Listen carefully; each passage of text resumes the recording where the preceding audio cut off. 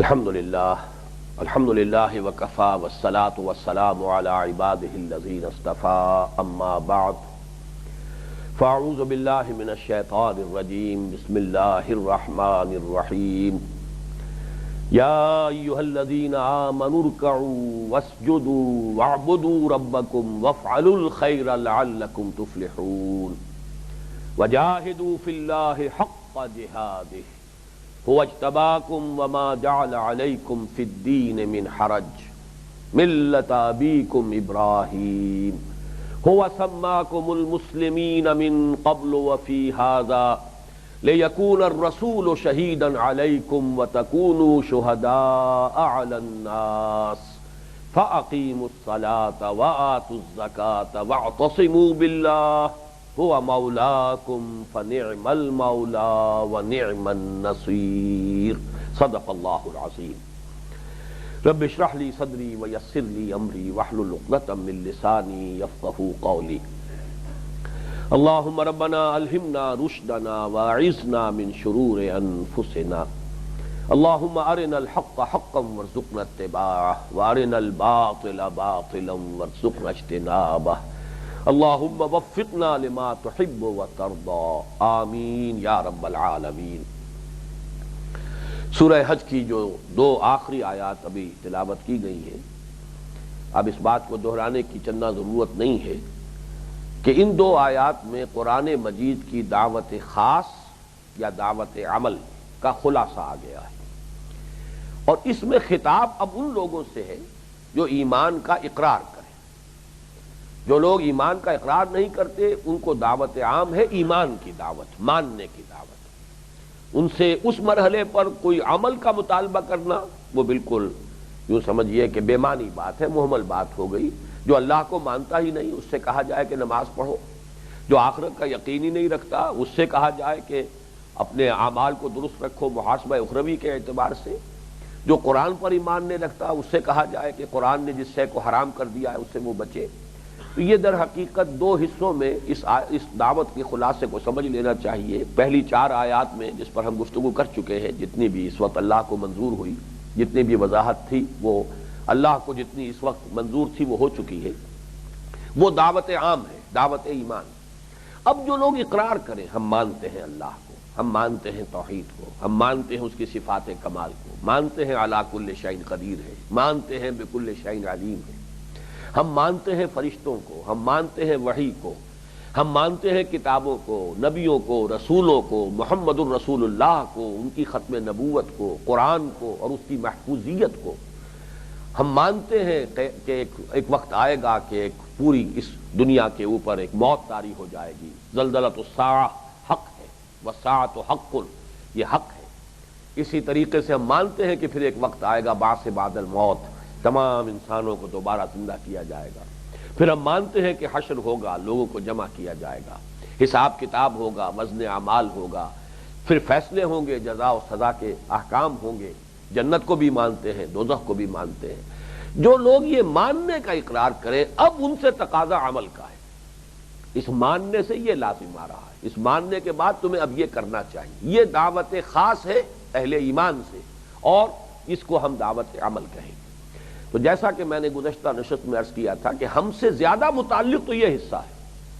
پہلے حصے میں تو اللہ تعالیٰ نے جیسے اپنا فضل فرمایا، مسلمانوں میں پیدا کر دیا، ان تمام عقائد اور ان تمام چیزوں کو ہم ماننے والے ہیں، لیکن یہ کہ ان کے تقاضوں پر غور کرنا یہ ہے در حقیقت کہ جو اصل مرحلہ ہے اور جو کٹھن مرحلہ ہے۔ راہ دشوار ہے اور یہ اس منزل جو ہے وہ مشکل ہے، لیکن یہ کہ بہرحال تقاضا ہے ایمان کا پورا کرو۔ گویا کہ ہم کہہ سکتے ہیں کہ اب جگر تھام کے بیٹھو میری باری آئی، اس لیے کہ عمل کا تقاضا اب آئے گا۔ میں عرض کر چکا ہوں کہ پہلے حصے میں بھی ہمارے لیے معرفت، علم کی گہرائی، فہم کی گہرائی، تفقہ، فکر کے لیے غذا، یہ سب کچھ ہے، لیکن اصل جو مرحلہ ہے وہ یہ ہے کہ اب یہ فرائض ہیں دین کے جو تم پر عائد ہوتے ہیں۔ اللہ تم سے یہ چاہتا ہے، اللہ کے تقاضے یہ ہیں، اللہ کے احکام یہ ہیں، اس کا خلاصہ ہے جو یہاں پر دو آیتوں میں نہایت جامع شکل میں آ گیا ہے۔ اس اعتبار سے تو اصل میں اس سبق کو جو ہمارا اس منتخب نصاب کا حصہ اول ہے، جو جامع اسباق پر مشتمل ہے، سورۃ العصر، آیت البر، سورہ لقمان کا دوسرا رکوع، سورہ حامیم سجدہ کی آیات، یہ در حقیقت یہ دو آیات جو ہیں یہ تو اس کے ہم وزن مقام ہے کہ جس میں جو تقاضے ہیں دین کے، جو فلاح کے، کامیابی کے، نجات کے جو لوازم ہیں ان کا بیان آیا ہے۔ اس حوالے سے لیکن ہم نے اس درس کو رکھا ہے یہ چوتھے حصے کے آغاز میں، اس لیے کہ ان جو جامع اسباق تھے اس کے بعد پھر ایمان کے مباحث بڑی تفصیل سے آ گئے دوسرے حصے میں، پھر اعمال صالحہ کی تفصیل آ گئی ہے مختلف اعتبارات سے، انفرادی سیرت و کردار، معاشرتی نظام، مسلمانوں کا ملی اور سیاسی اور ریاستی نظام۔ تو چونکہ گفتگو بہت پھیل گئی ہے تو پھر گویا کہ اس کو مرکز پر لایا جا رہا ہے، ان دو آیات کے ذریعے سے پھر گویا کہ وہ جو بنیادی تقاضے ہیں دین کے عملی اعتبار سے ان کا خلاصہ پھر آ گیا ہے۔ بات بہت پھیل کر پھر یہاں آ کر سکڑ گئی ہے، تاکہ وہ مضامین جب بہت زیادہ منتشر ہو پھیل جائیں تو پھر ذہن کی گرفت میں ان کا رہنا، برقرار رہنا اور استحضار جو ہے وہ ذرا مشکل ہو جاتا ہے۔ یہی وجہ ہے قرآن مجید میں ایسے جامع مقامات آئے ہیں، اور قرآن کی شان یہ ہے کہ کتاب احکمت آیاتہ ثم فصلت، یہ ایک ایسی کتاب ہے جس کی آیات نہایت محکم بھی ہے پھر تفصیل بھی کی گئی ہے۔ ایک اعتبار سے جیسا کہ سورۃ العصر کے ضمن میں عرض کر چکا ہوں کہ پورا قرآن سورۃ العصر کی تشریح پر مشتمل ہے، وہی مضامین جو سورۃ العصر کے اندر آ گئے ہیں، جیسے آم کی گٹھلی میں پورا آم کا درخت ہے ایسے ہی سورۃ العصر میں پورا قرآن موجود ہے۔ لیکن یہ کہ اور بھی مقامات ہیں جن میں سے ایک یہ بھی ہے۔ اس میں آئیے کہ پہلے ہم سورۃ العصر سے تقابل کر لیں۔ سورۃ العصر میں خسارے سے بچنے اور ناکامی سے بچنے کے لیے 4 شرطوں کا بیان آیا۔ والعصر ان الانسان لفی خسر الا الذین آمنوا وعملوا الصالحات وتواصوا بالحق وتواصوا بالصبر۔ اب یہاں یوں سمجھ لیجئے کہ یہ جو 2 آیات ابھی ہم پڑھنے لگے ہیں، تلاوت ہو چکی ہے، اب ان کے بارے میں تفصیل سے کچھ غور کرنا ہے۔ پہلی آیت میں ایمان اور عمل صالح کی کچھ وضاحت آ گئی۔ ایمان یہاں پر شرط کے طور پر نہیں آیا، ایمان یہاں فعل امر کی شکل میں کلام انشائیہ کی صورت میں نہیں آیا کہ آمنو، بلکہ یا ایھا الذین آمنو، اے وہ لوگوں جو ایمان کے دعوے دار ہو۔ تذکرہ ہو گیا ایمان کا، لیکن یہاں خطاب کے انداز میں جو شرط اول ہے اس کا ذکر آ گیا۔ اس کے بعد ارکعوا واسجدوا واعبدوا ربکم وافعلوا الخیر، رکوع کرو، سجدہ کرو، اپنے رب کی بندگی اور پرستش کرو اور اچھے کام کرو، لعلکم تفلحون۔ لفظی ترجمہ ہوگا شاید کہ تم فلاح حاصل کر سکو، لیکن ہم اس کا ترجمہ کرتے یہ ہیں تاکہ تم فلاح حاصل کر سکو۔ اس کی وجہ کیا ہے کہ لفظی ترجمے سے کیوں ڈیویٹ کرتے ہیں وہ میں بعد میں عرض کروں گا۔ بعض مقامات پر قرآن مجید میں اور بھی ہے جہاں لفظی ترجمے سے ڈیویٹ کرتے ہیں۔ یہ جہاں کہیں بھی آتا ہے اللہ جاننا چاہتا ہے، وَلَيَعْلَمَنَّ اللَّهُ الَّذِينَ صَدَقُوا وَلَيَعْلَمَنَّ الْكَاذِبِينَ، اللہ جان کر رہے گا کہ کون سچے ہیں اور اللہ جان کر رہے گا کون جھوٹے ہیں۔ وہاں بھی ہم ترجمہ کرتے ہیں اللہ ظاہر کر کے رہے گا کہ کون سچے ہیں اور ظاہر کر کے رہے گا کہ کون جھوٹے ہیں، ورنہ اللہ تعالیٰ کا علم تو قدیم ہے، اللہ کو تو ہر شے حاصل ہے۔ وہاں مراد کیا ہے؟ کسی شے کو ظاہر کر دینا، مبرہن کر دینا، سب کے سامنے بھی بات آ جائے کہ یہ جھوٹ موٹ کے دعوے دار تھے ایمان کے اور یہ حقیقت میں سچے تھے مدعی ایمان۔ اسی طریقے سے لعلکم کے ترجمے کا بھی میں بعد میں عرض کروں گا کہ اس کا سبب کیا ہے۔ بہرحال ایمان اور عمل صالح ان 2 کے لیے تو پہلی آیت یا ایھا الذین آمنوا، اس میں ایمان کا تذکرہ ہو گیا، ارکعوا واسجدوا واعبدوا ربکم وافعلوا الخیر لعلکم تفلحون، رکوع کرو، سجدہ کرو، بندگی کرو اپنے رب کی، پرستش کرو اپنے رب کی اور اچھے کام کرو تاکہ تم فلاح پاؤ یا شاید کہ تم فلاح پا سکو۔ اب یہاں دیکھیے ذرا سورۃ العصر سے تقابل جب آپ کریں گے، یہاں فلاح کی امید دلائی، وہاں خسارے سے بچنے کی شرط کا بیان ہے۔ بات تو ایک ہی ہے، ایک انداز مثبت ہے تاکہ کامیاب ہو سکو، ایک منفی ہے تاکہ ناکام نہ ہو جاؤ، بات تو ایک ہی ہے۔ وہاں ہے ناکامی، والعصر ان الانسان لفی خسر الا الذین آمنوا وعملوا الصالحات وتواصوا بالحق وتواصوا بالصبر۔ یہاں فرمایا یا ایھا الذین آمنوا ارکعوا واسجدوا واعبدوا ربکم وافعلوا الخیر لعلکم تفلحون۔ تو ایک تو یہ تقابل سورۃ العصر کے ساتھ ہو گیا۔ دوسری آیت میں جیسا کہ اس سے پہلے میں سورہ حجرات کی جو آیات ہیں، آیات 14 و 15 اس کے حوالے سے بیان کر چکا ہوں، تواصی بالحق اور تواصی بالصبر کو جمع کیا گیا جہاد۔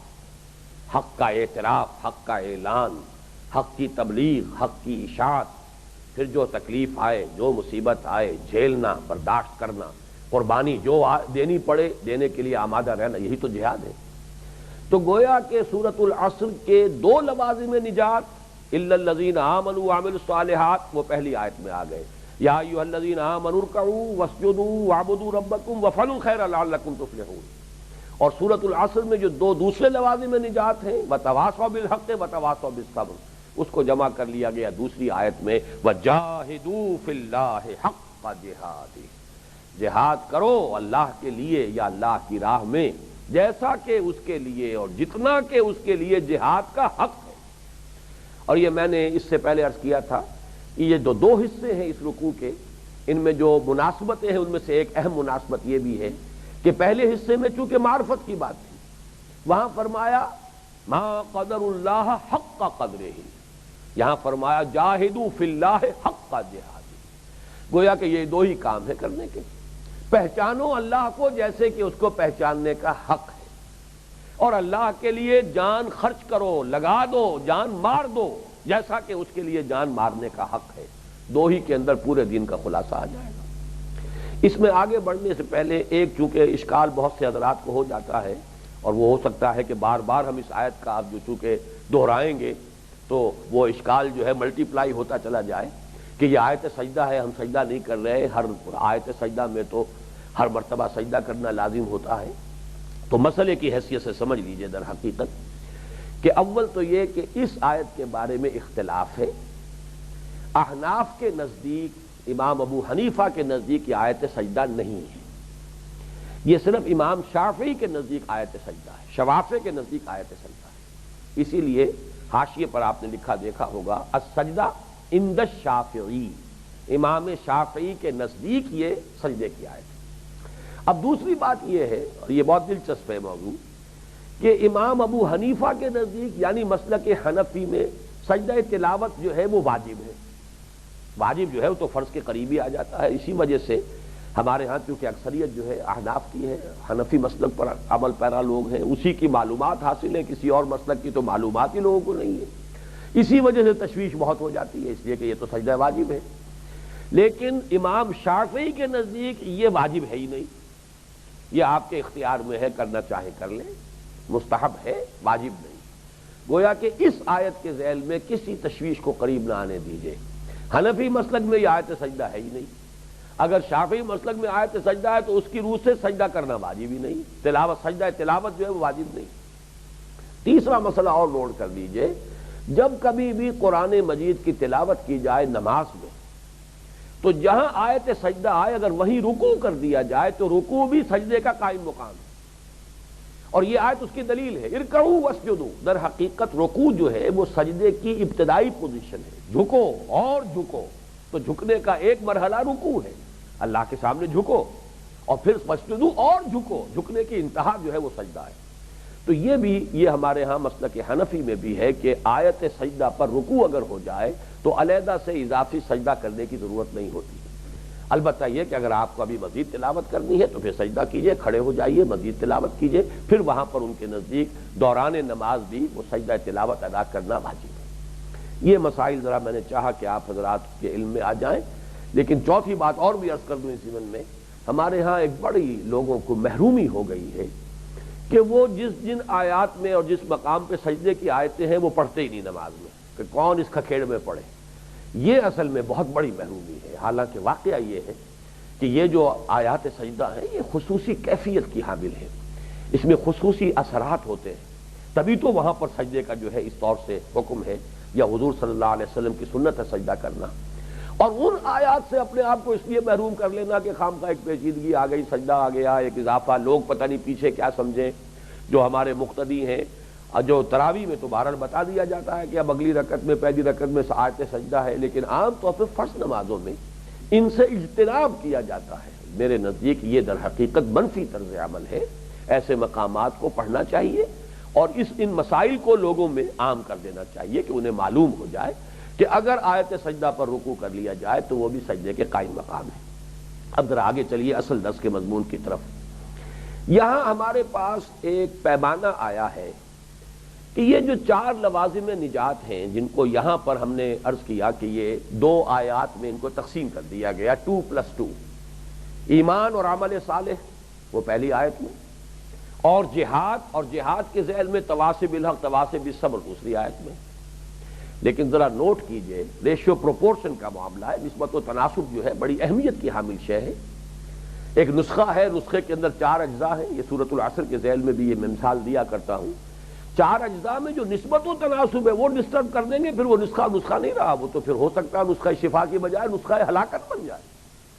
جو شے تولا بھرتی وہ آپ نے ماشا کر دی، جو ماشا بھرتی وہ تولا کر دی، تو اب تو معلوم ہوا کہ یہ نسخہ تو اب اس حکیم کا تو تجویز کردہ نسخہ یہ نہیں ہے، یہ تو آپ کا اپنا جو ہے تجویز کردہ کہہ لیجئے یا بگاڑا ہوا تخریب کردہ، یہ آپ کا اپنا نسخہ ہے، اس کی ذمہ داری آپ پر ہے، اس پر نہیں ہے، چاہے آپ یہ کہیں گے صاحب وہی اجزاء ہے۔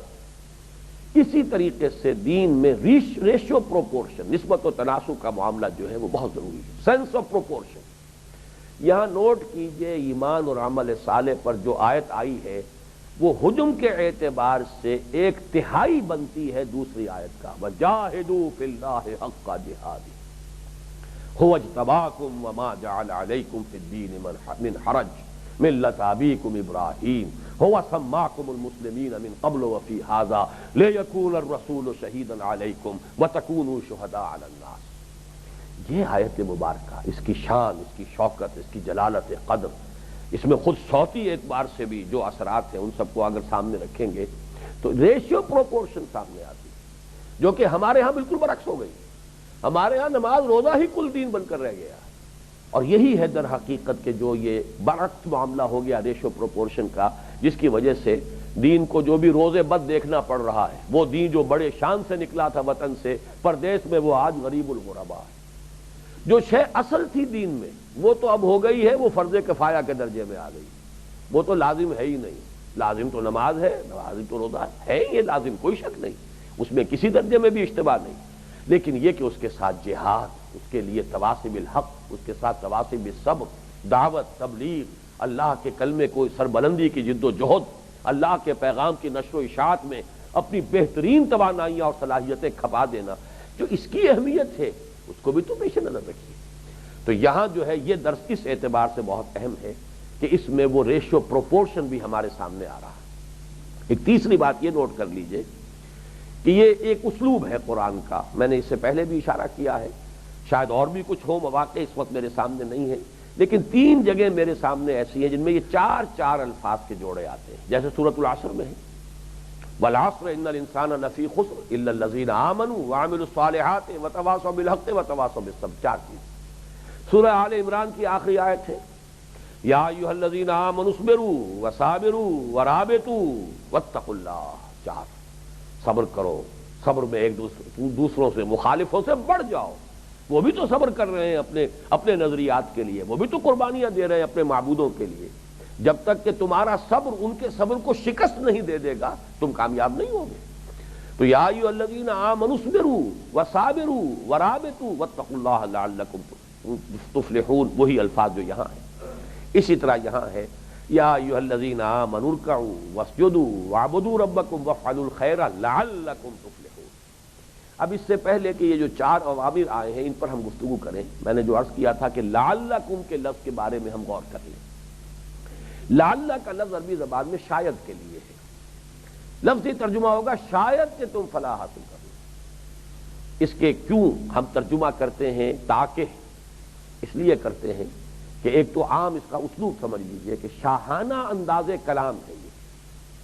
کوئی بڑا بادشاہ، شہنشاہ اکبر اگر کسی مہم پر اپنے کسی سپہ سالار کو بھیج رہا ہے، کسی سردار کو بھیج رہا ہے، اور یہ کہتا ہے کہ اگر تم اس مہم میں کامیاب ہو گئے تو شاید کہ ہم تمہیں فلاں جاگیر دے دیں، یہ شاہانہ انداز کلام ہے، لیکن یہاں در حقیقت یہ شاید نہیں ہے، یہ پختہ وعدہ ہے۔ اس اعتبار سے شاہانہ انداز کلام اللہ تعالیٰ کی طرف سے جب آتا ہے تو گویا کہ وہ تاکہ کا مفہوم لیے ہوئے ہے۔ اللہ تعالیٰ کا وعدہ، اللہ تعالیٰ تو اپنے وعدے سے پھرنے والا نہیں ہے، انک لا تخلف المیعاد۔ تو اس انداز میں ترجمہ جو ہے ایسے مواقع پر لعلکم کا ہم تاکہ کرتے ہیں، لیکن یہ کہ اس کی اصل حقیقت کو پھر بھی بھولنا نہیں چاہیے، اور وہ اصل حقیقت یہ ہے کہ فلاح یہ انسان کا حق نہیں ہے، اللہ کا فضل ہے۔ اس اعتبار سے وہ یقینی سمجھ لینا کہ ہم ارن کر سکتے ہیں فلاح، یہ بہت بڑا مغالطہ ہے، جب تک کہ فضل رب شامل نہ ہو، جب تک کہ رحمت خداوندی شامل حال نہ ہو۔ ذالک فضل اللہ یؤتیہ من یشاء، جنت کے بارے میں جو الفاظ آئے ہیں سورہ حدید کے بھی تیسرے رکوع میں، اللہ تعالیٰ جو ہے جنت عرضها السماوات والارض، عرضها کعرض السماوات والارض، وہاں فرمایا گیا فضل اللہ، اللہ کا فضل ہے، جس کو چاہتا ہے دیتا ہے۔ تو یہ سیلویشن کہہ لے یا یہ کہ فلاح کہہ لے، محض اپنی محنت اور کوشش سے حاصل نہیں ہو سکتی، جب تک کہ فضل رب، رحمت خداوندی، اللہ کا کرم شامل ہو۔ اس پر حضور کی ایک حدیث موجود ہے، کوئی انسان محض اپنے اعمال کی بنیاد پر جنت میں داخل نہیں ہوگا۔ اور جب حضور سے کسی نے ہمت کر کے پوچھ لیا کیا حضور آپ بھی؟ فرمایا ہاں میں بھی، جب تک کہ میرے رب کی رحمت مجھ پر سایہ نہ کرے۔ یہ بہت اہم مضمون ہے کہ اس کو ذہن میں رکھیے کہ انسان در حقیقت جس کو ہم کہتے ہیں جاہدوا فی اللہ حق کا جہاد، لیکن واقعہ یہ ہے کہ اللہ کے لیے جہاد کا جو حق ہے، جتنا حق ہے اس کا ادا کرنا کس کے بس میں؟ اس لیے کہ ہم پر اللہ کی نعمتوں کا جو بار ہے، ایک ایک سانس جو آ رہا ہے، جس کو کہ شیخ سعدی نے بڑے پیارے الفاظ میں کہا ہے کہ ہر سانس جب اندر جاتا ہے تو انسان کے لیے موجب تقویت بنتا ہے، آکسیجن جا رہی ہے، جب باہر نکلتا ہے تنقیہ، صفائی کا ذریعہ بن رہا ہے، کاربن ڈائی آکسائڈ نکل رہی ہے، پس بر ہر نفس 2 شکر واجب ہے۔ لہذا ثابت ہوا کہ ہر سانس پر 2 مرتبہ شکر کرنا چاہیے انسان کو، ہر سانس کے ساتھ اسے تقویت ملی ہے، ہر سانس جب نکلا ہے اس سے اس کے لیے ایک جو اس کو حاصل ہوئی ہے، یعنی جو بھی ایک فضلہ ہے جسم کے فضلات میں سے خارج ہوا ہے، اس اعتبار سے پس بر ہر نفس 2 شکر واجب ہے۔ تو کون اللہ کا شکر ادا کر سکتا ہے جتنا کہ اس کے شکر کا حق ہے؟ اسی اعتبار سے وہ روایت بھی آتی ہے ما عبدناک حق عبادتک وما عرفناک حق معرفتک، اے اللہ ہم تیری معرفت حاصل نہ کر سکے جتنی کہ تیری معرفت کا حق تھا، اور تیری بندگی نہیں کر سکتے جیسے کہ تیری بندگی کا حق تھا۔ اس میں پھر وہ ہمارے لیے پناہ گاہ ہے، مستطعتم فاتقوا اللہ مستطعتم، یہ بھی آیا ہے یا ایھا الذین آمنوا اتقوا اللہ حق تقاتہ، سورہ آل عمران میں، اہل ایمان اللہ کا تقوی اختیار کرو جتنا کہ اس کے تقوی کا حق ہے۔ لیکن سورہ تغابن میں یہ بھی ہے فاتقوا اللہ مستطعتم، استطاعت کے اندر جتنا بھی ہے اللہ کا تقوی اختیار کرو۔ البتہ اس کا بھی ایک منفی نتیجہ ہمارے ہاں نکلا ہے، اگر رحمت کے بغیر نجات نہیں، فلاح نہیں، تو پھر عمل کی ضرورت کیا ہے؟ یہ بھی بڑا احمقانہ نتیجہ جو نکالا گیا، اس لیے کہ رحمت کا امیدوار انسان تبھی بن سکے گا جبکہ اپنی امکانی حد تک محنت کر چکا، ورنہ وہ رحمت کا امیدوار بننے کا وہ جو آیا ہے قرآن مجید میں اولئک یرجون رحمت اللہ، وہ ہے کہ جو اصل میں اللہ تعالیٰ کی رحمت کے امیدوار ہے۔ اللہ کی رحمت کی امیدواری کے لیے شرط لازم یہ ہے کہ اپنی امکانی حد تک کوشش کر گزریے۔ آپ یہ تو نہ سمجھیے کہ میں نے حق ادا کر دیا اللہ کی بندگی کا، اللہ کی عبادت کا، اللہ کے شکر کا، اللہ کی راہ میں جہاد کا حق ادا کر دیا، ہمارا ہر سانس اللہ کے دین کے لیے صرف ہو رہا ہو تب بھی اس کا حق ادا نہیں ہو پائے گا۔ لیکن یہ کہ امکانی حد تک مستطعتم، آپ کو جد و جہد کرنی ہوگی، جہاد کرنا ہوگا، اور اس کے لیے اپنے تمام فرائض جو ہے ان کو ادا کرنا ہوگا۔ تب یہ ہے کہ لعلکم تتقون، تو لعلکم کو وعدہ بھی سمجھیے کہ اللہ کا یہ شاہانہ کلام ہے، لیکن ساتھ ہی جیسے کہ فرمایا گیا ہے کہ بین الخوف والرجاء، امید بھی رکھیے لیکن خوف بھی رہے کہ محض اپنی محنت سے، محض اپنے اعمال کے بل پر میں نجات حاصل نہیں کر سکوں گا، فلاح کا حقدار نہیں بن سکوں گا جب تک کہ رحمت خداوندی دستگیری نہ کرے۔ اب آئیے سب سے اہم نقطہ جو ہے اس میں جو سامنے آ رہا ہے، جو الفاظ کے اندر بالکل سامنے ہے، اور وہ ہمارا وہ عوام الناس کا جو ایک تصور ہے کہ محض ایمان پر نجات ہو جائے گی، اس کی نفی جس شد و مت کے ساتھ اس آیت سے ہو رہی ہے، یا ایھا الذین آمنوا ارکعوا واسجدوا واعبدوا ربکم وافعلوا الخیر لعلکم تفلحون، اہل ایمان رکوع کرو، سجدہ کرو، اللہ کی بندگی اور پرستش کرو، اور اچھے کام کرو تاکہ تم فلاح پاؤ۔ یہ محض ایمان کی بنیاد پر اگر فلاح ہو تو یہ سارا درمیان کا کلام جو ہے یہ تو پھر محمل کلام ہے، بے معنی کلام ہے۔ بغیر محنت کیے پاس ہو جانا ہو تو محنت کون کرے گا؟ بتایا جا رہا ہے کہ یہ شرائط ہیں. یہ ساری بحث ذہن میں تازہ کر لیجئے جو لوازم نجات کی بحث ہے سورۃ العصر کے ضمن میں. والعصر ان الانسان لفی خسر الا الذین آمنوا وعملوا الصالحات وتواصوا بالحق وتواصوا بالصبر. اور اس کے ضمن میں امام رازی کا جملہ جو میں نے سنایا بھی ہے اور جو کتابچہ ہے میرا اس میں اس کو میں نے باقاعدہ وہ کوٹیشن دی ہوئی ہے جو سورۃ العصر پر جو کتابچہ ہے کہ علم ان هذه الآیۃ فیہا وعید شدید. اس آیت میں بڑی شدید وعید ہے. لأن اللہ تعالی حکم بالخسار علی جمیع الناس الا من کان آتیا بهذه الاشیاء الاربعۃ. یہ چار چیزیں چار شرطیں پوری نہیں کرے گا تو اللہ نے تو فیصلہ کر دیا انسان خسارے میں ہے، تباہ ہے، برباد ہے. وَدَلَّ ذَلِكَ أَنَّ النَّجَاةَ مُعَلَّقَةٌ بِمَجْمُوعِ هَذِهِ الْأَشْيَاءِ. اس سے دلالت ہوئی، رہنمائی ملی ہے اس بات کی طرف کہ نجات کا دار و مدار، نجات منحصر ہے، دار و مدار ہے نجات کا ان چاروں چیزوں کے مجموعے پر. وہی چار چیزیں یہاں ہیں. تو جس بے عملی کا سہارا لیا ہوا ہے، کلمہ گو ہے، اور وہ ایمان بھی صرف قانونی ایمان، وہ ایمان کے جو ہمیں وراثتاً مل گیا ہے، جس کی کوئی قیمت ہم نے ادا نہیں کی ہے، کوئی قربانی اس کے لیے ہم نے نہیں دی ہے، نہ کوئی رشتہ داروں سے کٹنا پڑا ہے، نہ دنیاوی کسی اور طرح کی کوئی ایثار اور قربانی دے کرنی پڑی. وہ ایمان جو ہمیں حاصل ہو گیا merely due to accident of birth, اس کو سمجھ بیٹھے کہ یہ بس نجات کے لیے کافی ہے. تو کھکھیڑ کاہے کو کوئی مول لے گا، کاہے کو محنت کرے گا، کاہے کو حلال اور حرام کی تمیز کرے گا، کاہے کو اپنی توانائیاں جو ہے بجائے جائیداد بنانے کے اور کاروبار پھیلانے کے وہ دین کے لیے صرف کرے گا.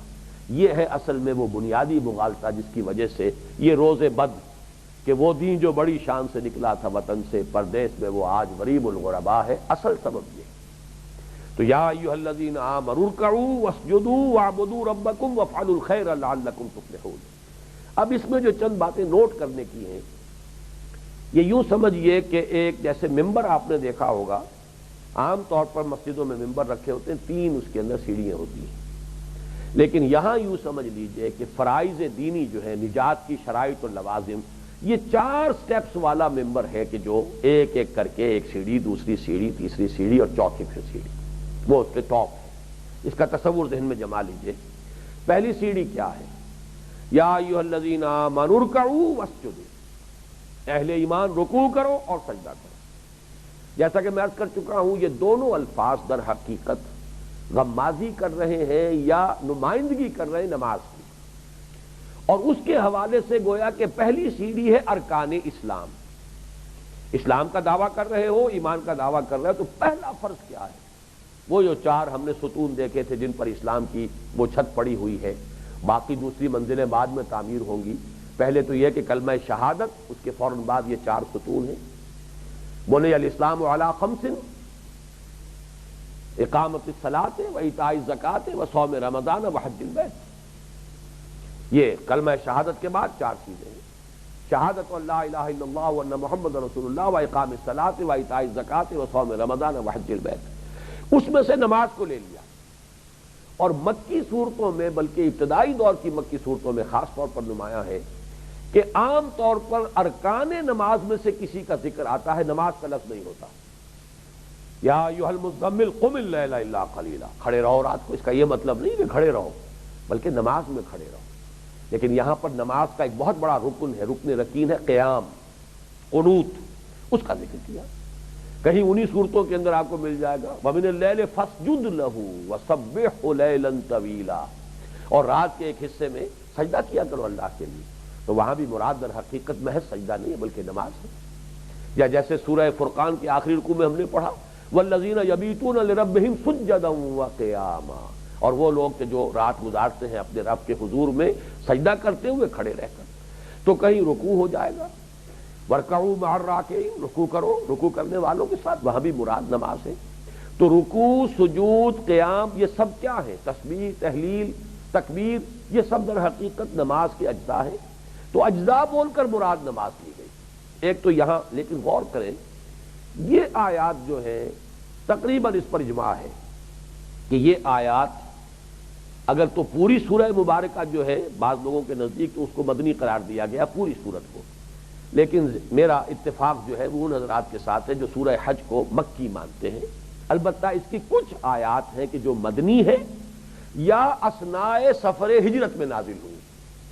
ایک تو وہ آیات جس میں اذن قتال آیا ہے، اذن للذین یقاتلون بانہم ظلموا، اس کے بارے میں تو عبداللہ ابن عباس رضی اللہ تعالی عنہما کی مجھے یہ ایک روایت بھی مل گئی کہ یہ اثناء سفر ہجرت میں یہ آیت نازل ہوئی ہے، جبکہ حضور مکے کو چھوڑ چکے ہیں، مدینے ابھی پہنچنا ہے، تو گویا کہ وہ آیتیں نہ مدنی ہیں نہ مکی ہیں، بلکہ یہ کہ وہ تو اثناء سفر ہجرت میں نازل ہوئی۔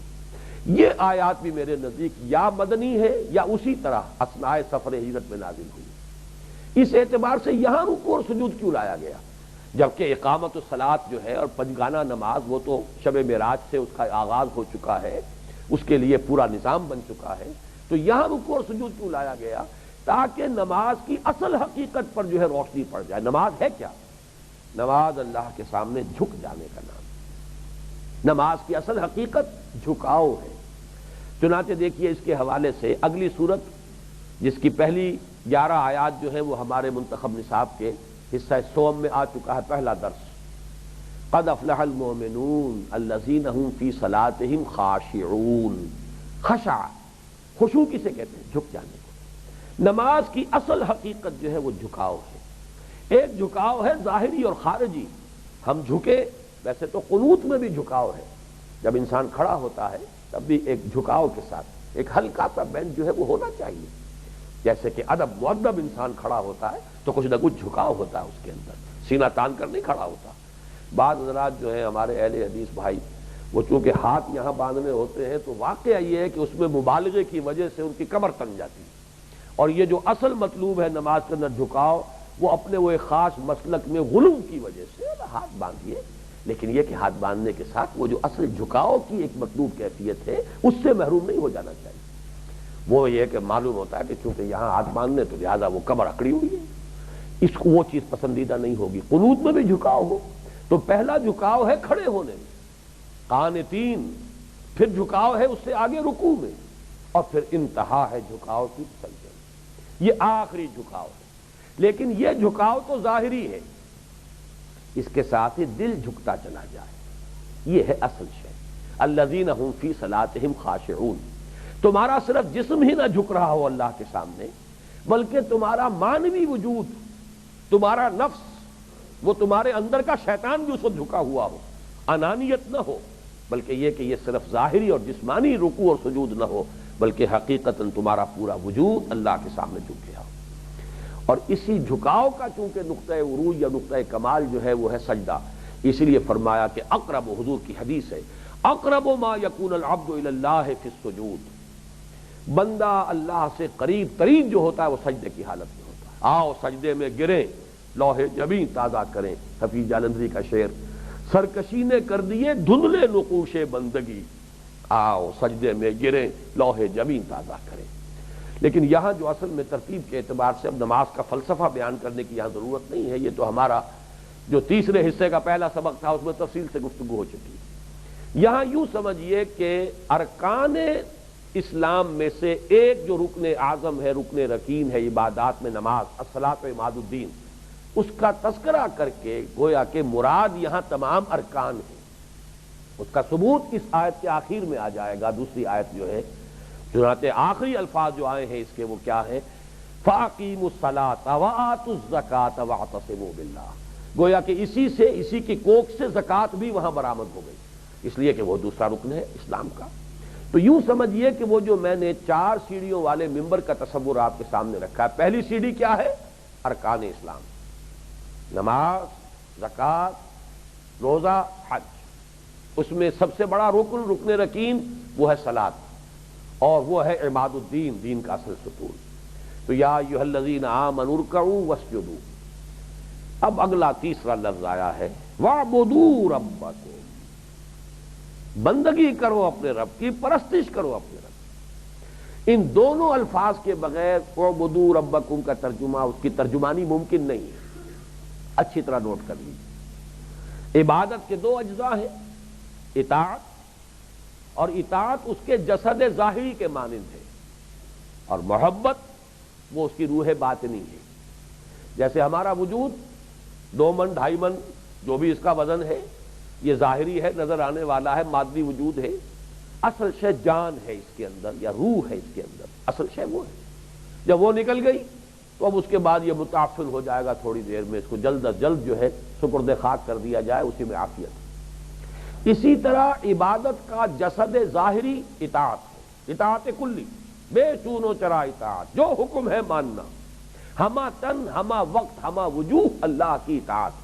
اس کے لیے لفظ بندگی ہے. زندگی آمد برائے بندگی، زندگی بے بندگی شرمندگی. لیکن یہ اطاعت محض اگر اس میں اللہ کی محبت کا جذبہ شامل نہیں. دیکھیے اقبال کا وہ شعر مجھے یاد آیا، شوق اگر تیرا نہ ہو میری نماز کا امام، میرا قیام بھی حجاب میرا سجود بھی حجاب. جب تک اللہ کی محبت سے سرشار نہ ہو یہ عبادت نہیں ہے، بے روح ہے، بے جان ہے. کامل اطاعت بھی بے روح ہوگی، بے جان ہوگی جب تک کہ محبت خداوندی کے جذبے سے سرشار ہو کر نہ ہو. جو کہ ہمارے پہلے سبق، جو اس سبق کا جو پہلا حصہ ہے اس کا اصل حاصل یہی ہے. لا محبوب الا اللہ، لا مطلوب الا اللہ، لا مقصود الا اللہ. نماز مقصود نہیں ہے، اطاعت مقصود نہیں ہے، اطاعت سے مقصود اللہ کی رضا ہے. تو یہ محبت خداوندی جب تک کہ اس کے اندر سرایت کیے ہوئے نہ ہو یہ عبادت نہیں. اس محبت کے لیے لفظ پرستش ہے صحیح معنی میں. آپ کہتے ہیں نا وطن کی محبت، وطن پرست انسان، وہ جو سارا فلسفہ ہے طالب و مطلوب کا، اسے آپ چاہیں تو لفظ پرست کے حوالے سے خود پرست، نفس پرست، شہوت پرست، زر پرست، وطن پرست، قوم پرست، یہ ساری پرستشیں ہی تو ہے. خدا پرست، بس یہ مشکل کام ہے اور یہ مطلوب ہے. لا مطلوب الا اللہ، لا مقصود الا اللہ. حقیقی معنی میں خدا پرست، وہ پرستش میں ہوتا ہی ہے. کسی کی محبت ہے، اس کی حمد ہو رہی ہے، اس کے ترانے گائے جا رہے ہیں، اس کے لیے اس کی تعریفیں ہو رہی ہیں. یہ سارا معاملہ پرستش میں تو یہی. وطن کی پرستش کیسے ہوگی؟ اسی طرح ہوتی ہے. وطن کا ترانہ وہ آپ الاپ رہے ہیں، کھڑے ہو گئے ہیں اس کے لیے احتراماً، یہ اس کی نماز ہے. اس وطن کے معبود کی نماز پڑھتے ہیں آپ کھڑے ہو کر، جبکہ قنوت کرتے ہیں اس کے لیے. یہ قنوت جو ہے یہ در حقیقت عبادت کی ایک علامت ہے. یہ اس کے ارکان میں سے، نماز کے ارکان میں سے قنوت اور قیام آپ وہ کرتے ہیں. یہ بھی در حقیقت ایک پورا دین ہے وطنیت کا. اس تو معلوم ہوا دونوں کو جمع کریں گے یہ ہے عبادت. وَاعْبُدُوا رَبَّكُمْ. اور خاص طور پر نوٹ کرنے کی بات یہ ہے کہ نماز کا ذکر پہلے ہو گیا ہے، درمیان میں واو عطف آ رہا ہے. عطف جو ہے مغایرت کا متقاضی ہے. ہم نے سمجھ لیا نماز عبادت ہے. نماز در حقیقت عبادات میں سے ایک عبادت ہے، فرائض میں سے ایک فرض ہے، عبادت نہیں ہے. عبادت تو نام ہے اس کا کہ ہما تن ہما وقت ہما وجوہ اللہ کی بندگی پوری زندگی میں، تمام گوشوں میں، زندگی کے تمام پہلوؤں میں، اور اللہ کی محبت سے سرشار ہو کر. یہ دوسری سیڑھی ہے.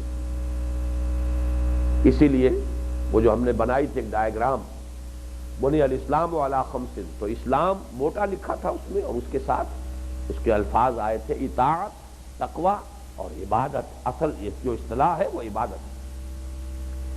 اب تیسری سیڑھی آ رہی ہے. میں اب تفصیل میں نہیں جاؤں گا ان چیزوں کے. تیسری سیڑھی ہے منبر کی، وفعل الخیر. اس سے کیا مراد ہے؟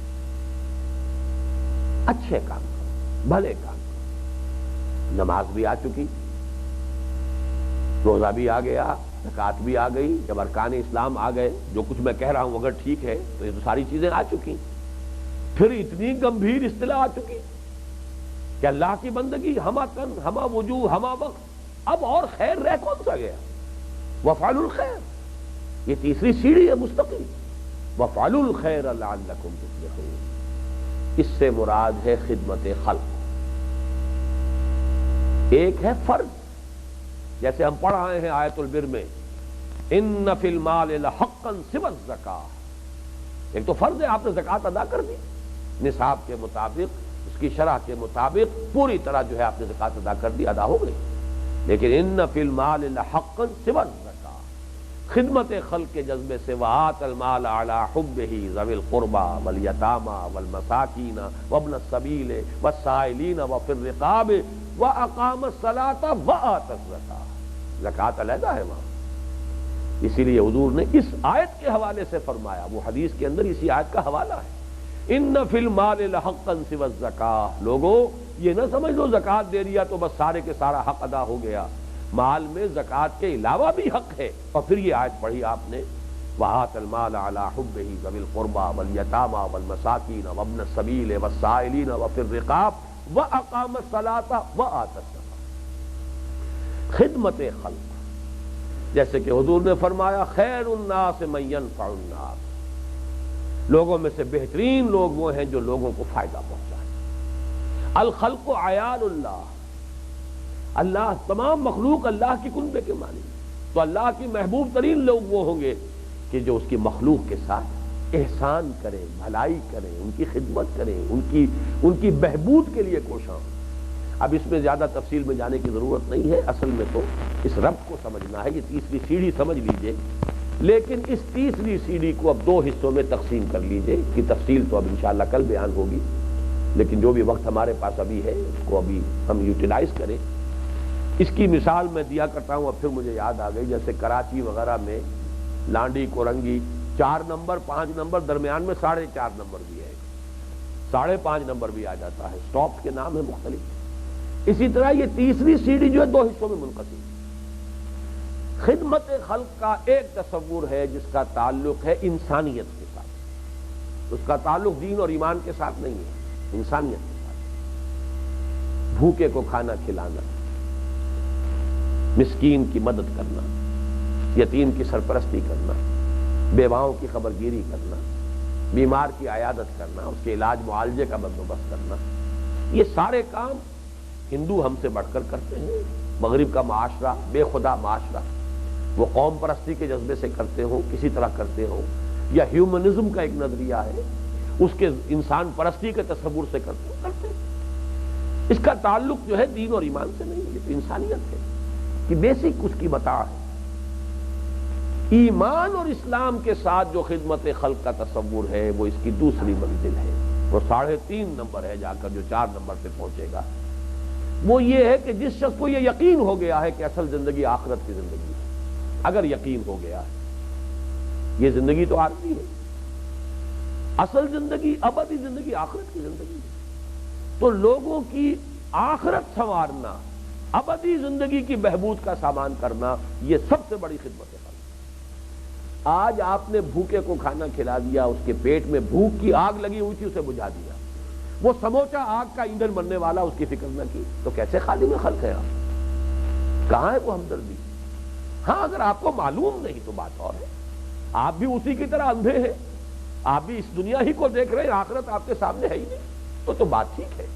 جن لوگوں کے سامنے آخرت نہیں، ان کا تصور جو ہے خدمت خلق کا وہ یہی ہوگا، بھوکے کو کھانا کھلانا، بیمار کا علاج معالجہ کرنا، جو بھی اس کے ساتھ جمع کرتے چلے جائیے، جو بھی رفاع عام کے کام ہیں، جو بھی عام بہبود کے کام ہیں کیجیے، لیکن آنکھ کھلتے ہی اگر آنکھ کھل گئی ہے، معلوم ہو گیا کہ یہ اصل زندگی تو آخرت کی زندگی ہے، وَإِنَّ الدَّارَ الْآخِرَةَ لَهِيَ الْحَيَوَانُ لَوْ كَانُوا يَعْلَمُونَ، اصل زندگی تو ہے ہی آخرت کی زندگی، کاش کہ انہیں معلوم ہوتا، انہیں تو معلوم نہیں، انہیں نظر نہیں آ رہا، یہ تو اندھا چلا جا رہا ہے، اسے پتہ نہیں، نظر نہیں آ رہا ہے کہ آگے سے سڑک کھلی ہوئی ہے، ٹیلی فون والوں نے یا سوئی گیس والوں نے کھود رکھی ہے، سڑک گرے گا اس کے اندر، ہاتھ پاؤں توڑوا بیٹھے گا، تو اگر آپ کو نظر آ رہا ہے تو آپ چیخ کر کہتے ہیں کہ دیکھو آگے جو ہے سڑک کھلی ہوئی ہے، آگے مت بڑھنا، اور اگر کہیں محسوس ہو کہ یہ تو بہرا بھی ہے، میرے چیخنے کا بھی فائدہ نہیں ہوا، یہ تو سن ہی نہیں سکا، تو اب آپ کیا کریں گے؟ دوڑیں گے کسی طریقے سے میں پکڑ لوں، اور ہو سکتا ہے کہ وہ گر رہا ہو اور کپڑے پکڑ لیں اس کے، آپ اور اسے بچائیں۔